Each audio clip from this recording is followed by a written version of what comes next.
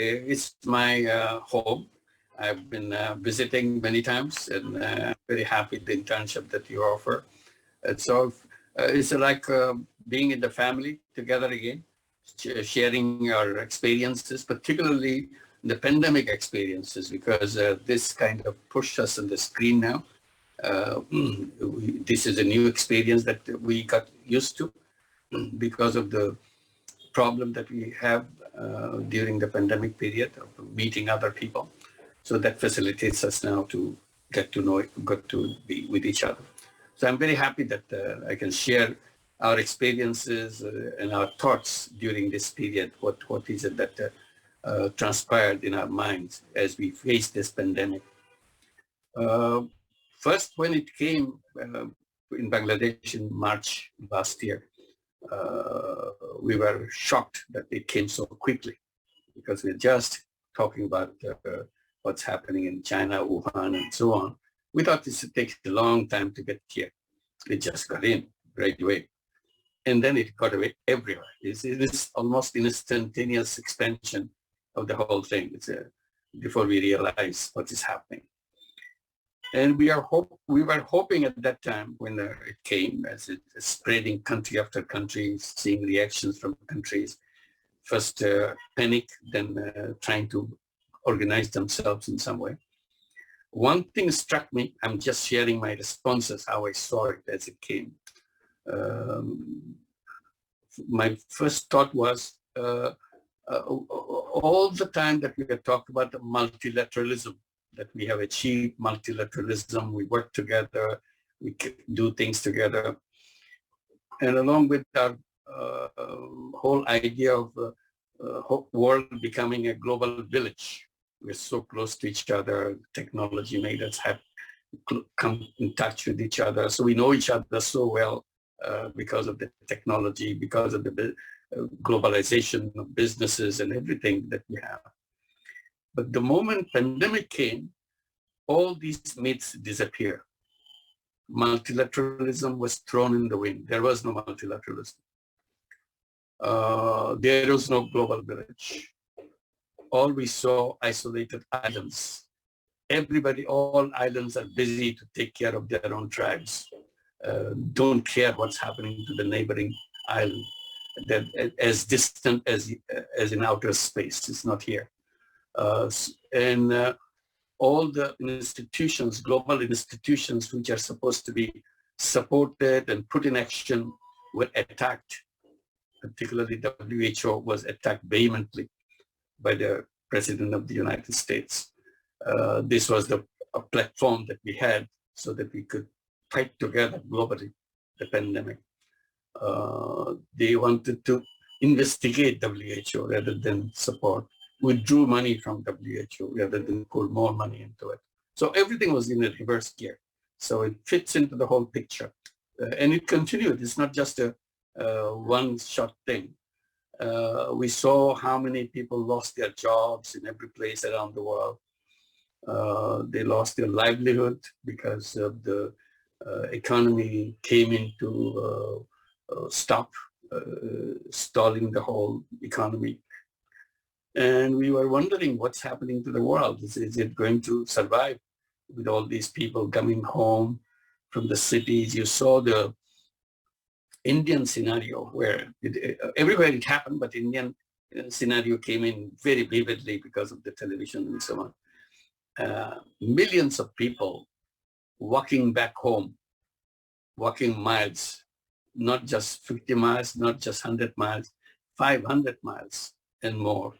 Going on the way, they don't know when they will reach home because there is no way they can stay in the city because the job is gone, income is gone.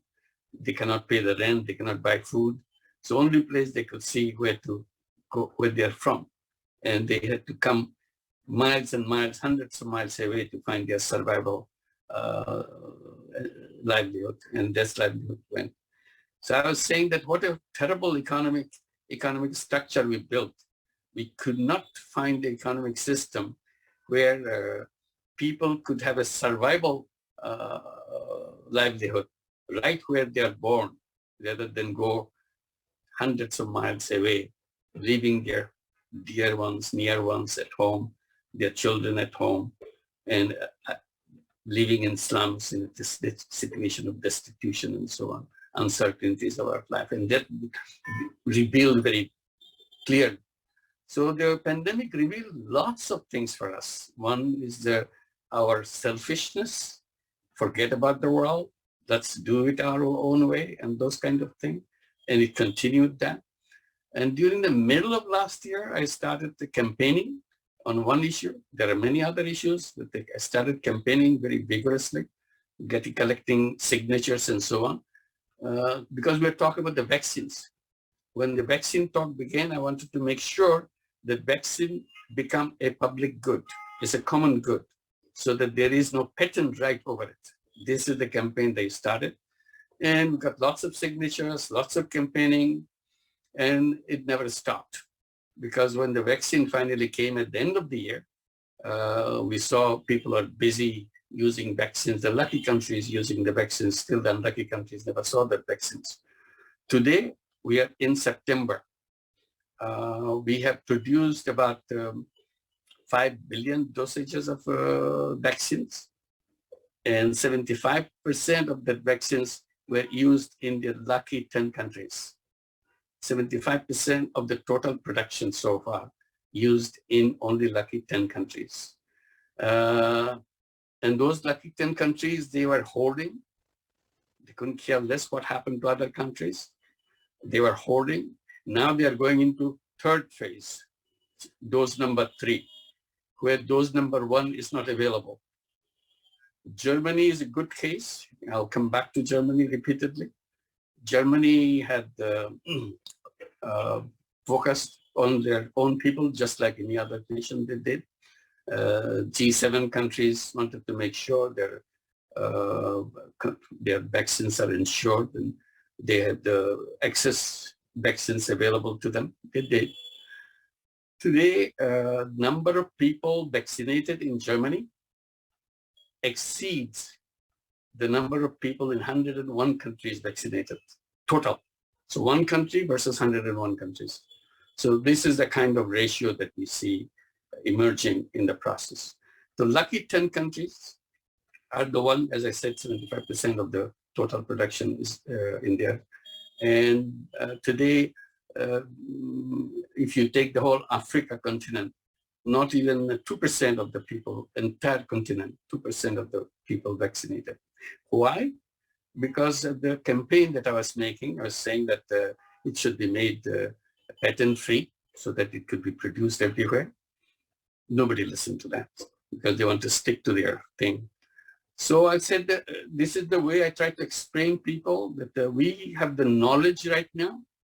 By the end of last year, we have this knowledge how to protect people from the pandemic so that the death doesn't hit them. So that knowledge is available to the world. But that knowledge is not shared. That knowledge is put by heavy walls around it, walls of profit, so that some people can make excessive profit from that, and it cannot go outside of that wall. All we are saying that this occasion to save people globally, millions, even billions of people, to protect them from the pandemic, remove this wall, share this knowledge. Just sharing knowledge, we are not give us the free vaccine. That's not the plea. We're simply saying, allow this knowledge to be available to anybody, anywhere, so that everybody can produce it. There's a tremendous amount of capacity to produce it, including Bangladesh. We could produce that. India has tremendous capacity. Africa has capacity. Everybody has capacity. Simply remove that barrier that it is available to anybody who wants it. So that has not happened. Well, USA has agreed. Biden announced that they will support the trip waiver. All other countries done that. France has done that. Germany is the sticking point now. If Germany still doesn't want to do that, so this has to be in the trip council. It has to be unanimous decision. So if one country stops, it doesn't get through. So Germany is still holding on to it. The last appeal that we made to the 3 candidates of the chancellorship in Germany in the election that is coming. So we appeal to them.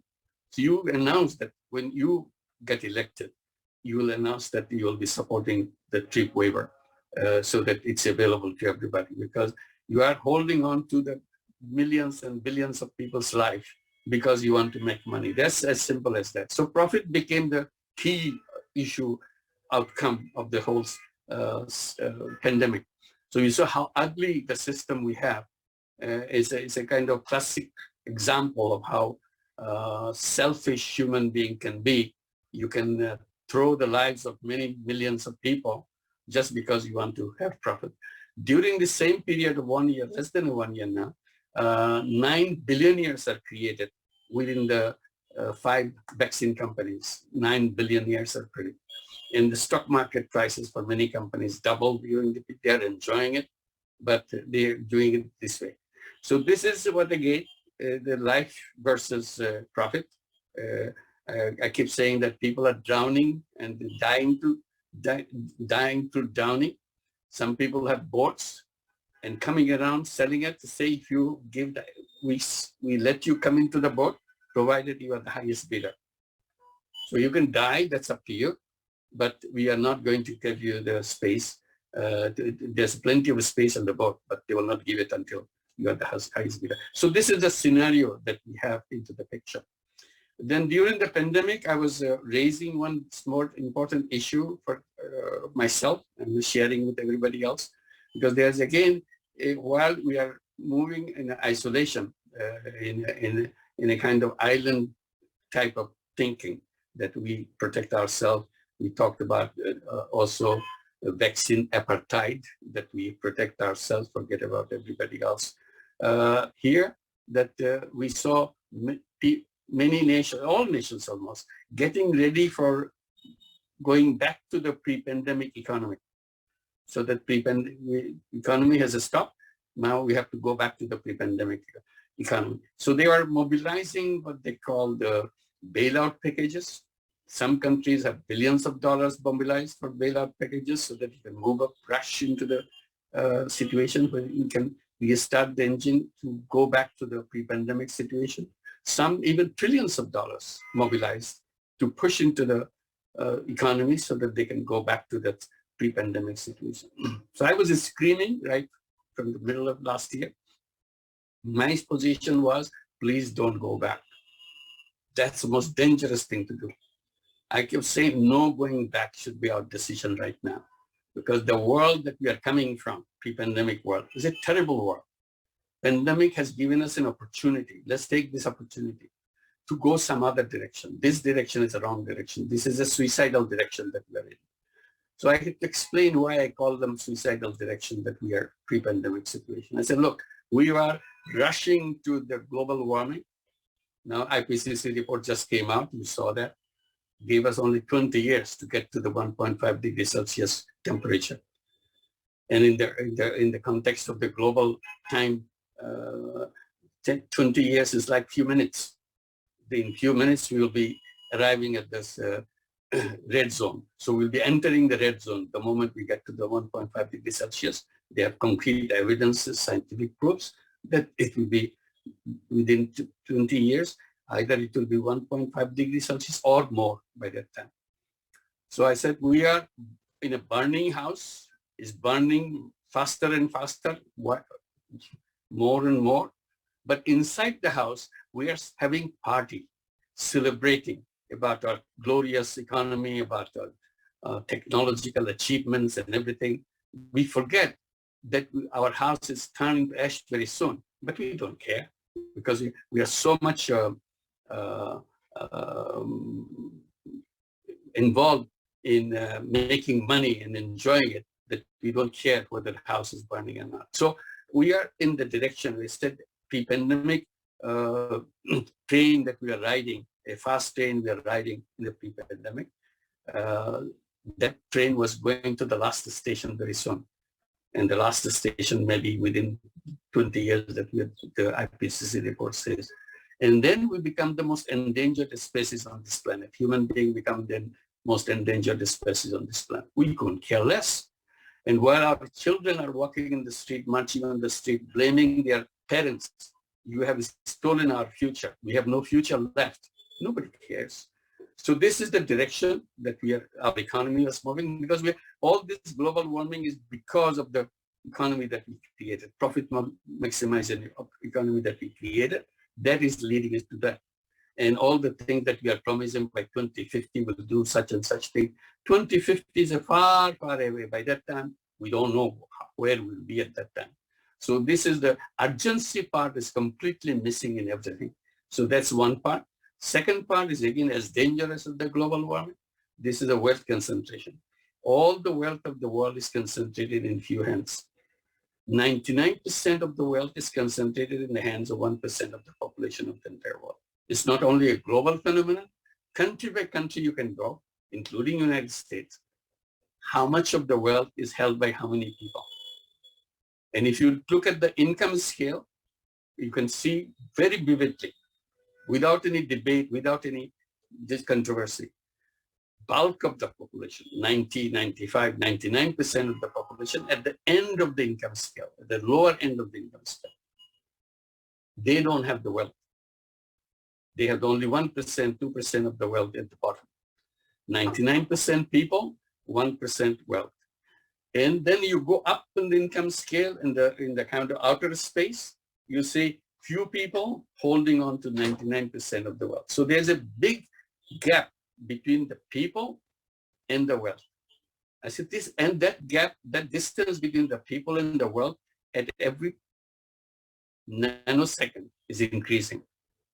And that's the speed in which our train was running. I said, stop the train. We cannot go in that train anymore because it's an explosive situation, dangerous situation that we are creating for ourselves. So I said the real economy should be where people and wealth should be living together.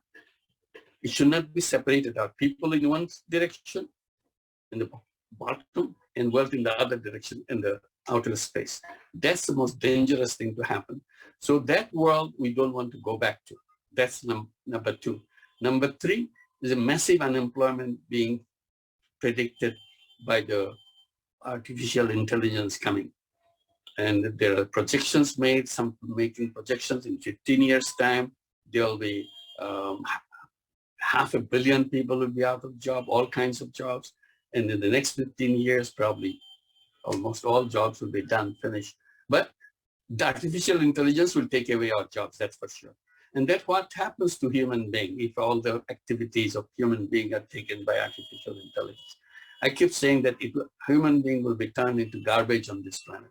Human being has no use for anybody. So I said, that's not the kind of world that we want to live. So that is the world that we want to go back to. I said, no going back. We don't want to go back to that world. We want to go in another direction, not in the direction of our suicidal path.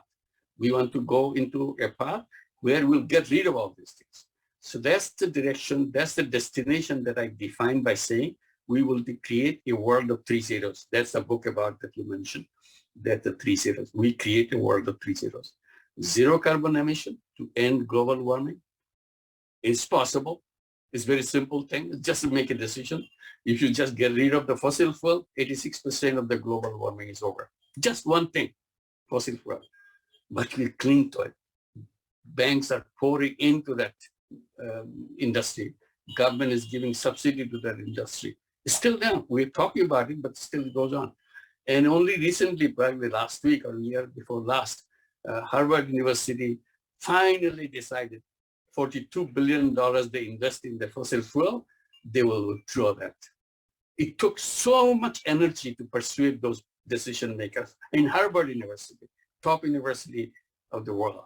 So this is the kind of audacity that we have. We don't care less about the people and the life and the planet and so on. I said, we don't want to have that kind of life and that kind of economic thinking in our life. We want to create something else. I said, we don't want to go back to the old world. If you go back to the old world with the old roads, that we know where we end up. So we need a new world with the new roads. So we have to build new roads to go to the new world, new destination with 3 zeros, zero net carbon emission, to end global warming, zero wealth concentration, to end poverty once for all, and zero unemployment by unleashing the power of entrepreneurship. So we should be discovering ourselves as entrepreneurs, not as slaves, like job seekers. As a job is a new name of slavery. We shouldn't be looking for jobs. But the entire economy is created, economic thinking is created, human being has to have jobs. I said, we never did any job. That's not our history. In our millions of years of history on this planet, we were not looking for jobs. We were hunters and gatherers, cave dwellers. We did our own thing. But suddenly in the fringe part of life, somebody says, no, we have to work for somebody else. That was the end of it. I said, we have to rediscover ourselves, that we are born as an entrepreneur. And that's where the finance comes. And that's what the story of Grameen Bank and all this thing. Finance is the oxygen of entrepreneurship.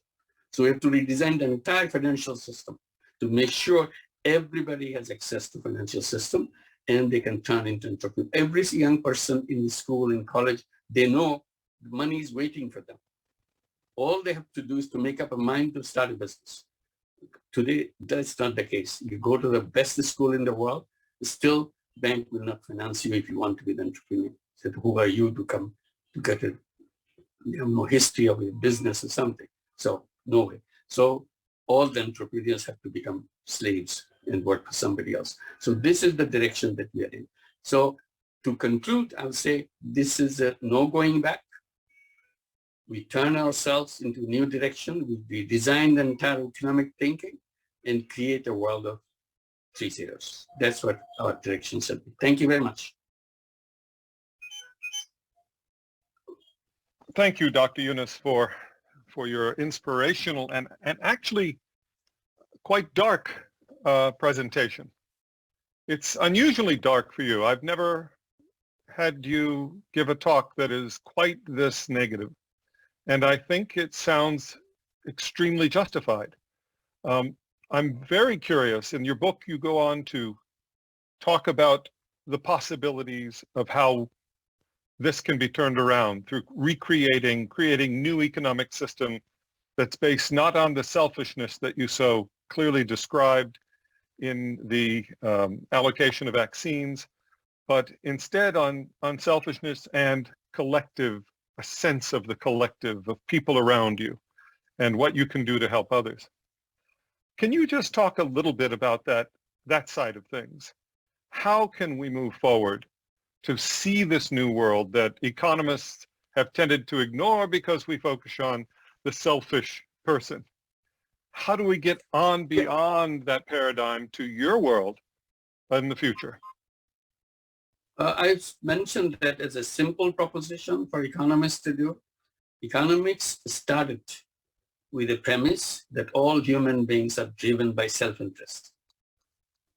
So they build a whole edifice of economic structure based on that human being who is looking for self-interest, selfish interest.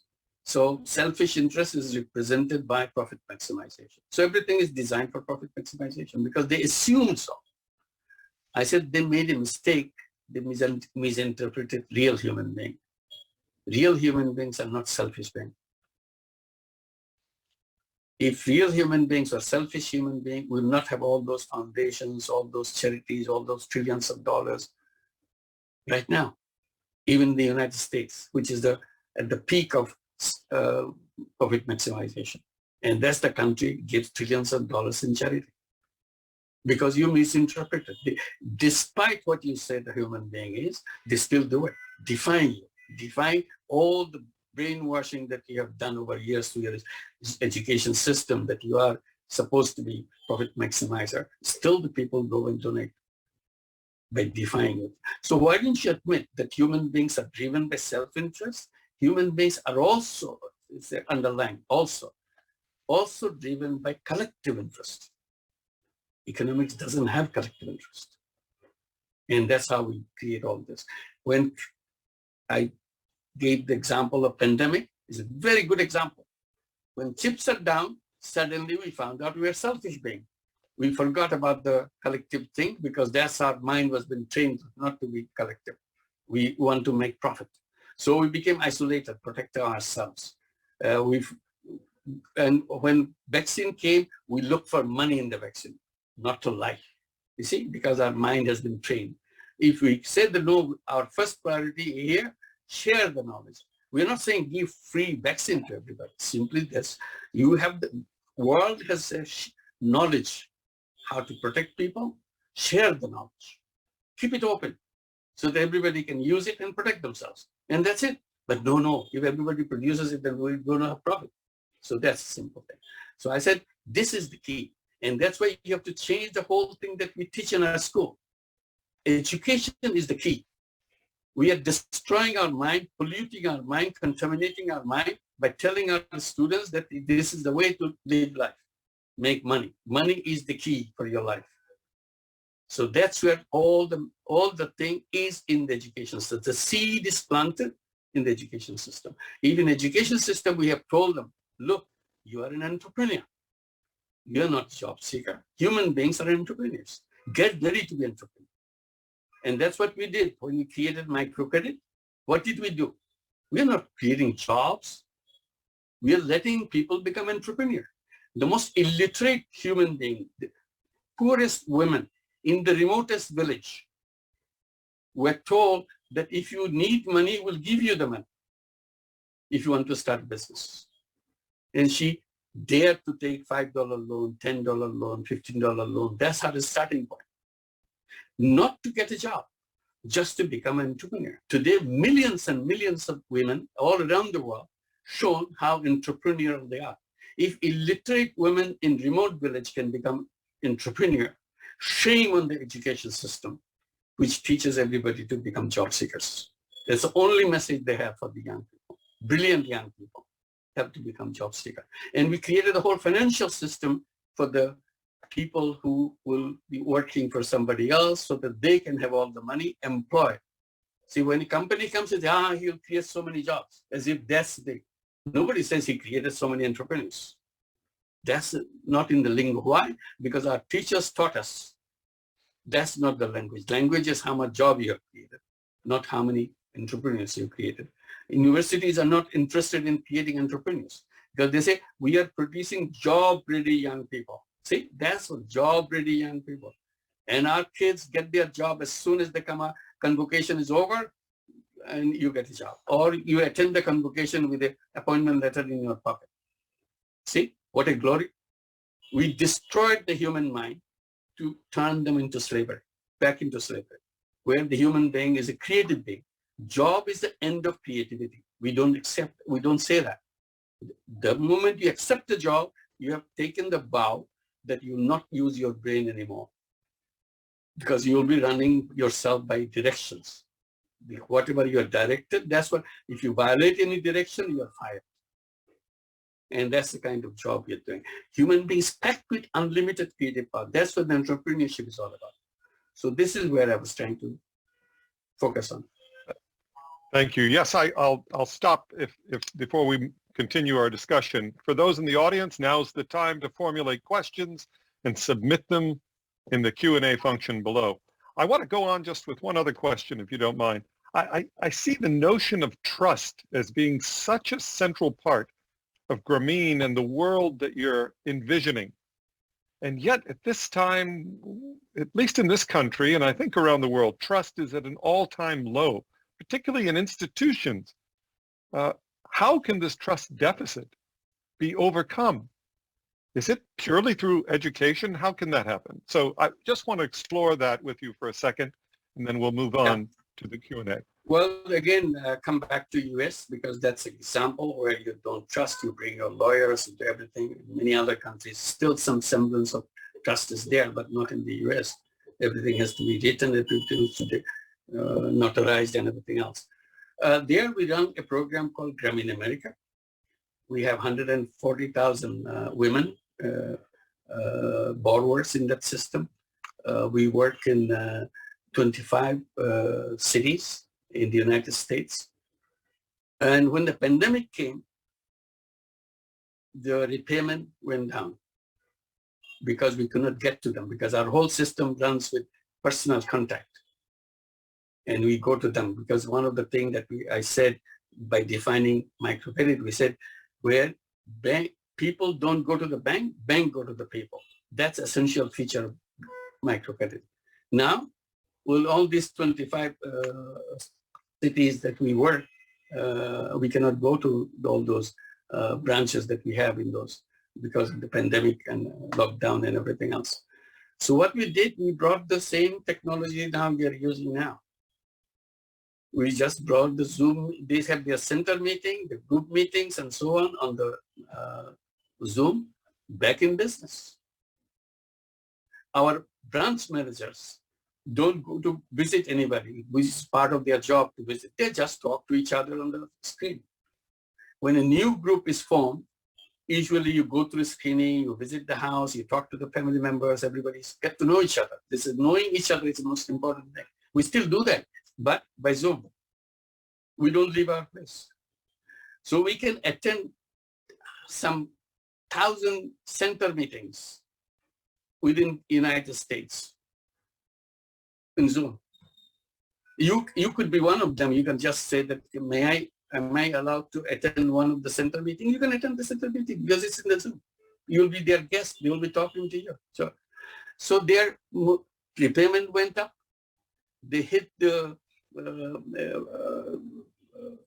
punchline, was $2 billion of loans they have disbursed so far with nearly perfect repayment, near 100% repayment, 99.5% and above, with 140,000, all women completely. And business carries on. Their business went down because of the pandemic. They found a way how to run the business, door-to-door service and so on, many other things during this period because people need to eat, to do things. So they figured it out how to do that, their own thing. So we come back to this thing again with the technology coming in. You make the disbursement not by physically hand over anything, just by the cards, give you the money, you spend money in the same way, so on. So this is one example. It's right there in the United States. So you talked about the trust, and the trust is still there. But the physical contact and everything is there, only through technological support and so on. So it continues, and our work continues. We are not suffered in Bangladesh. Our microcredit programs all over Bangladesh continues, despite all the thing that goes on. What an amazing thing, and it relates to your attempts, some of the earliest attempts in the world to create networks of people, of poor people, through your phone system that you imagined and made happen. So that has been a real transformation in the lives of the poor. And not only the phone, now the digital health become important. So we have created a social business company, Digital Health. You get all the health services over the digital channels. Digital doctors answering your questions. You have a doctor on call. You call. You have a physical, just on the screen, talk to each other, and he or she prescribes you medicine. Medicine comes on the front door. You deliver. Somebody deliver you online in your front door. That's it. And you make payments on the digital channel. So once you have the phones, technology, and everything, internet, life is connected. Today, pandemic has shown that how we run our businesses, how we run our offices, sitting on our couch, talking and explaining and so on, everything is one. And more efficient. You don't spend your time in the traffic jam, hours and hours of traffic jam like in Dhaka. It takes 2.5 hours to get to our office and 2.5 hours to get home. Now this 5 hours is yours. You do what you want to do. In Washington, D.C., we appreciate that indeed. I should mention that we have a wonderful set of questions from the audience, and for the most part, they have been congratulatory and thank you messages I should convey to you. But I'm a moderator, and I must provide challenging questions to the speaker. Of course. So yes. Let me begin with two of them. One Go ahead. is Erica Wortham, who asked the question, said, thank you, and then went on to say, I'm not so hopeful that a focus on entrepreneurship solves the problem of inequity and access.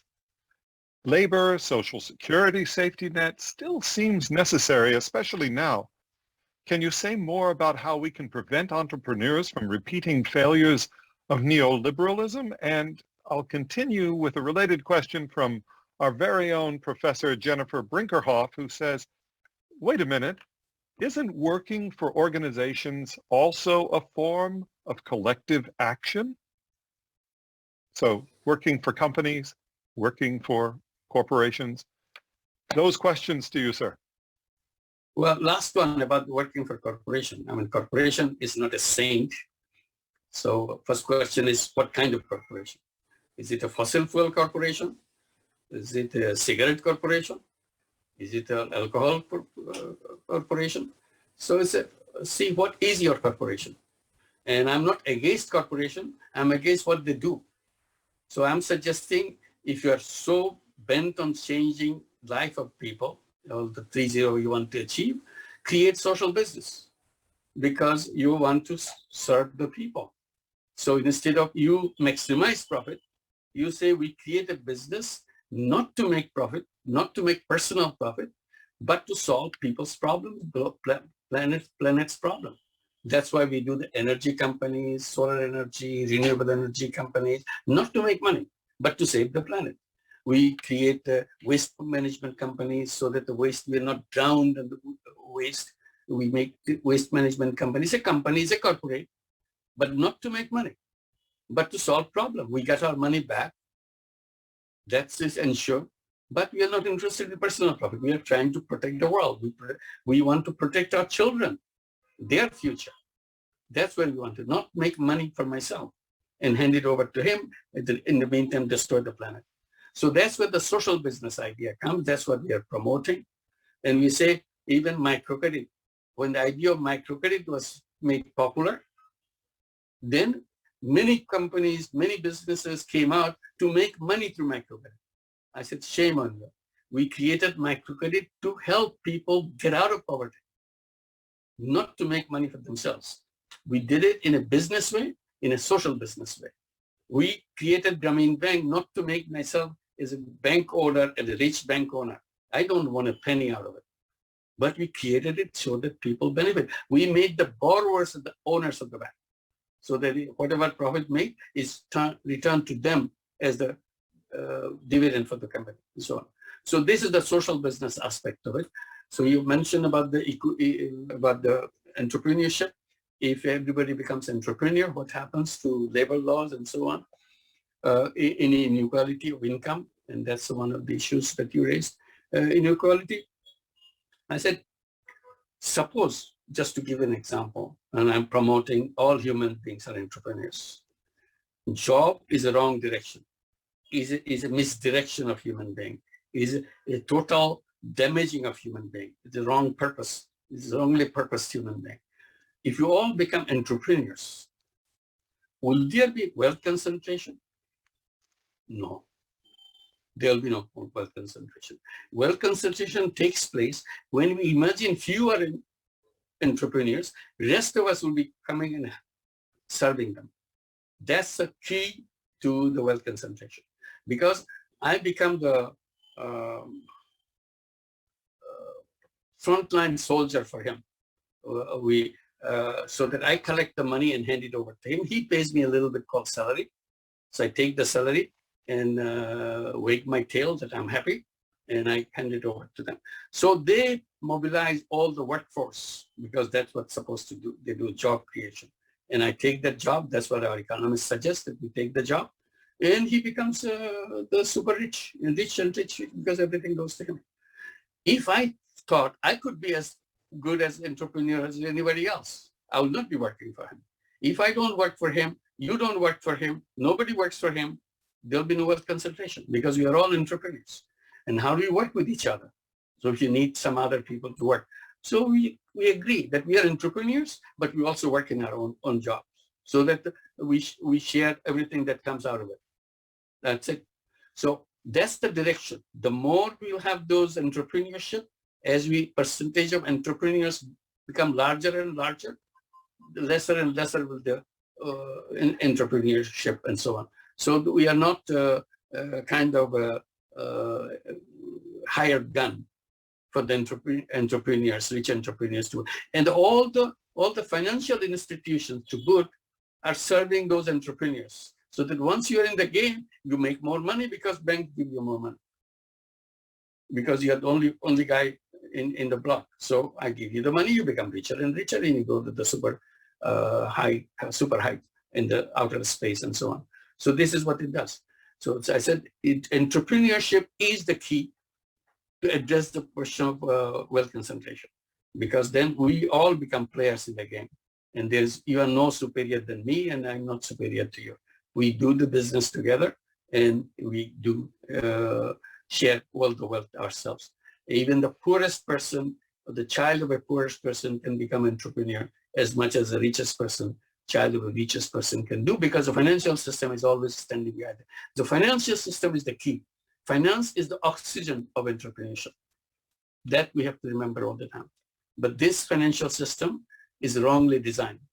It only serves the rich. And the richer you are, you get the highest priority from the banking system. And the banking system has to be designed. You are poorest you are, you get the highest priority to get the finance so that you can change your life. Because quality-wise, we are safe. Simply, institutions make all the differences. Our policies make all the differences. Our teaching makes all the differences. The way we put our young people to think that the only thing in his life, in her life, is to take a job and hope someday he or she will become a CEO of a company or chief of something and retire. That's a very narrow vision of human life. So Kaushik Basu is in the audience and would like to ask you to clarify things just a bit, and you can be really short in this answer because it plays on some of these same themes. There are some economic activities that need coordinated work by lots of people, like producing a car. Conventional economics thinks of these people as laborers. Are you thinking of stopping this kind of work or redefining the nature of this work so that the same work is done by thousands of entrepreneurs instead of by laborers? Yeah, why not? If all of us in the screen today, we are all entrepreneurs, but we want to start to produce something. So we have to negotiate with each other because we need 5 people. Here are 5 people. We want to produce something. We need all 5 people. So we are owners at the same time we are the workers. Because once you address that issue that we are the people on the planet, let's say it's an island economy. We are only 10 people on the island economy. So in that island economy, we are the owners. We own the island, and we have to work. And then we decide that we work together in this plot first, and the next plot second and third plot, but we share it for ourselves. So once we redefine our concepts, we will come with the working procedure, how it has to be done. So one of the themes in your book is measurement and how important measurement is to be able to see the future and move toward to it.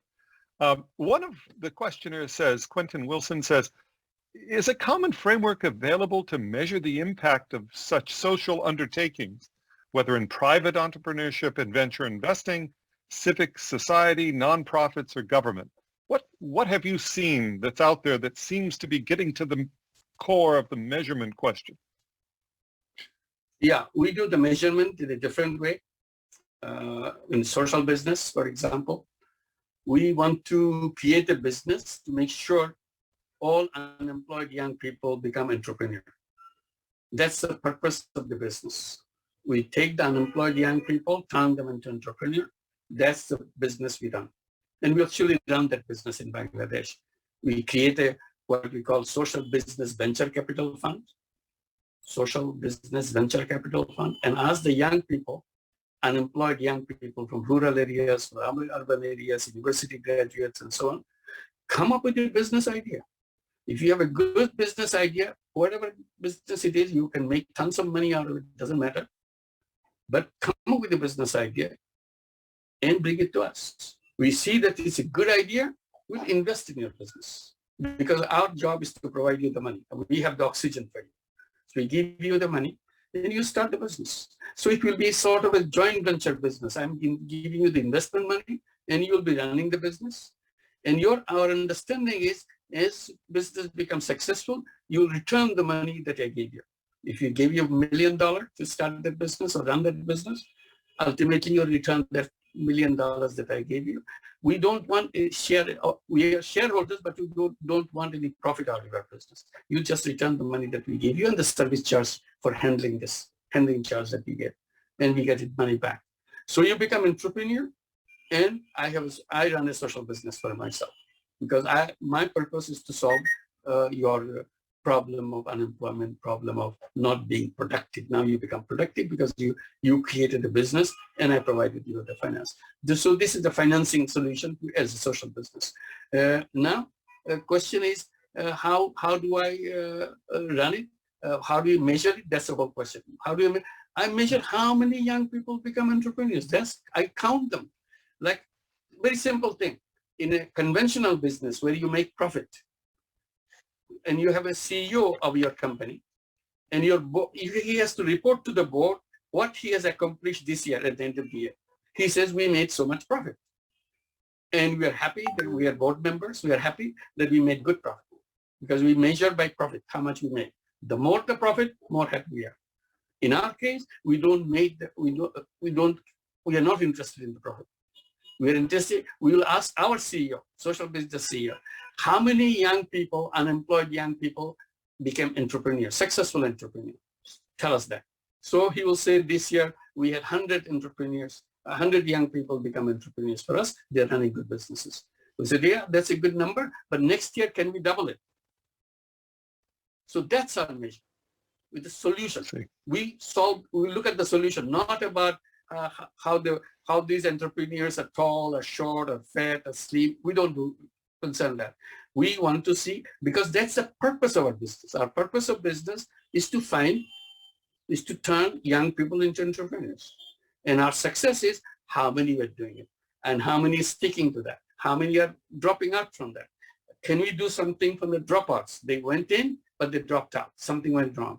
So we go back to them, see what is it. Maybe something we did wrong, maybe something he didn't understand or she didn't understand. So we work it together. Can we make it again? Like it's exactly like the microcredit thing we did. In the beginning, he didn't or she didn't know what he did and made wrong thing. So we go back, work with them, and made it happen. Suddenly the pandemic comes, they get puzzled. We said, don't be puzzled. This is life. This is what we do. We work together, find a solution. So this is awesome. So it's not a measurement in terms of amount of money that we make. It's a question of how much of the problem we have solved. If we are a waste management company, as a social business, how much of the waste we have taken care of, turned into good, productive use of that, and those kind of things. So this is how we do that. If it is a water social business, how many people are having clean water because of our company? That's our amazing. See, the more we can increase the number of the people, more success of the company. So it's a question of looking at the business, what you want. Otherwise, it's same. It's the same working hours, same other thing, same salary scale, because you have to pay the salary for the people who are working there. So, and promotions, everything is same. Simply purpose of the business is different. It's not about me. It's about not making money. It's about solving problems that I'm part of that. Unemployment problem, old age problem, healthcare problem. Healthcare is a major issue. Even in the United States, healthcare is a major issue. We can create a social business healthcare solution. And now I talked about the vaccine, and keep repeating, this is the time to create a social business pharmaceutical company, so that we are not interested in making money. We're interested in saving life. Then we will not have this vaccine crisis that we created. If one or two of those vaccine company become social business vaccine company, we'll produce everywhere. We'll create all the vaccines people need. It's possible. Dr. Yunus, I want just one brief answer, if you could, to a question that I think is central to a lot of people are thinking this way. What's the role of women's economic empowerment to everything you've talked about, and in particular, combating climate change? So we don't have much time, and I want to let Jane talk, but please answer that question if you could for me. Can you repeat, because my sound system? I'm sorry. The question is, what do you think is the role of women's economic empowerment Oh, yes, of in course. I combating got climate change and reaching everything, the three everything, zeros? everything. Yeah, yeah. In entrepreneurship, I've been telling people, look, microcredit has demonstrated globally how good women are as entrepreneurs. And all over the world. We had option to give it to men, give it to women. We gave it to both men and women to begin with. We gradually switched to women because they are better entrepreneurs. They take care of the whole family in a very legitimate way. And when we came to the United States, in America, I was mentioning a little while back, you can check it out in your Googles or whatever, 140,000 borrowers, 100% women, not a single man. Mhm. And that's why that's so wonderful thing. It's amazing stories after stories that you'll hear that come in America. It's in your neighborhood someplace. A branch will be somewhere in your neighborhood. So it's not something you don't have to come to Bangladesh to look at it. It's your people that you know every day. They are the people who are doing the microcredit program and turning their life and their children's life and so on. So women is a key, very creative, very patient, very focused, and they do that. And all they need is the financing. Unfortunately, financial system is designed such a way, they're left out. Like the poor are left out, women are also left out. Women are not considered to be a businesswoman and something like that. So we said everything the conventional banks do, we do the opposite. They go to the rich, we go to the poor. They go to urban center, we go to the remotest village. They go to men, we go to women. So we reverse the whole thing. So that's how it has been shown again and again. Now we are creating what we call, I briefly mentioned, we are encouraging to create what we call 3-0 club. I explained what 3-0 is. Now we are encouraging young people to create 3-0 clubs. Only 5 young people, no more, no less, get together, form a 3-0 club. Why? To become familiar with the challenge of 3 zeros, and we tell them, don't listen to anybody who is older than you. They have very wrong ideas. They will mislead you. They have destroyed this whole planet. Don't let them destroy it anymore. You take charge and do exactly what you want to do, no matter what it comes to your mind. You don't have to go through the books, and just a common sense. We want to protect this world. And we don't want to contribute to global warming in any way. Just me as a person, as a club member, I don't want to contribute into global warming. So I say, how am I contributing to global warming? I'm not talking about stop the big companies and so on. How am I doing that? So I'm starting for me. And how am I contributing to wealth concentration? And I promise in my life, I will not contribute to wealth concentration. That's my promise, because this is going to destroy the planet. And I will be an entrepreneur. That's it. So this is the 3-0 club, and you create the 3-0 war. And if you want something, you have to work for it. You don't want, okay, government will do it for me, or the companies will come. Companies will not give anything to you. You have to work it out. So 3-0 clubs. This is something you can, again, Google 3-0 club. You'll find all the details of it. And please join them. Make it happen. You have to take charge of this planet, because you have to know that you are in this spaceship art, you are not passengers. You are the pilots. You have to have a flight plan. And 3-0 club is to help you create that flight plan so that you know which way you want to go.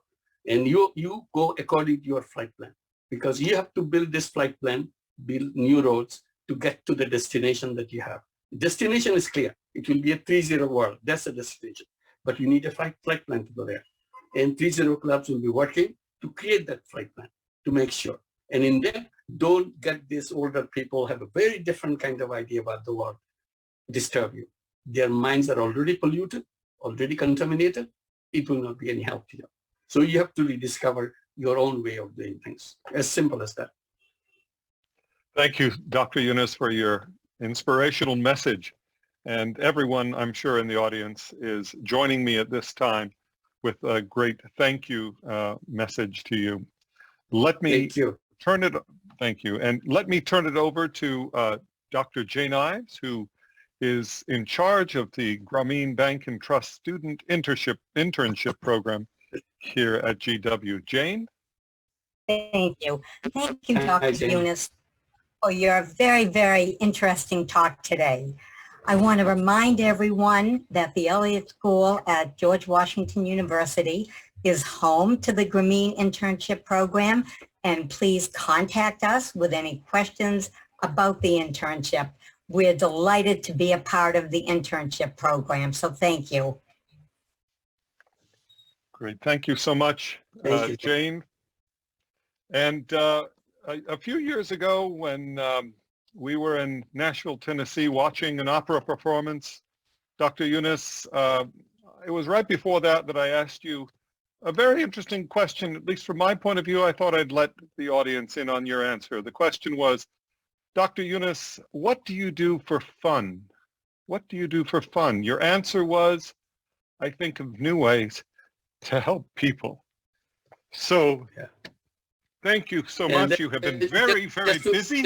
Just to add to that, elaborate a little bit. Yes, exactly. We said it in social business, do it with joy. You must have fun. If you're not having fun doing social business, you are not in social business.